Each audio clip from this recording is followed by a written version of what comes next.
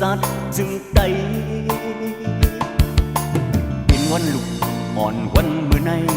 แทนเห็นไว้ดาเปลี่ยนผู้เยอะเมื่อนาลีพายอมย้อน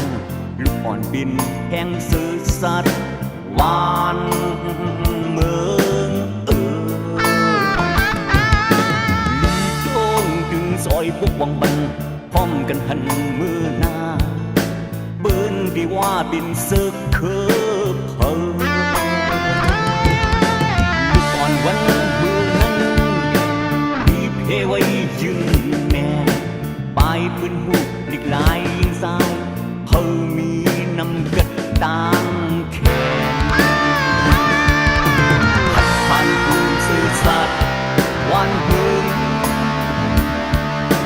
มีปองเคืองเลื่องแก็บโดยเล่ลูกอ่อนนั้นลงฟ้าเขาเป็นลูกโคนเมืองกันโบเมยินปัญเยาคู่สอนเนดังเก่งอัน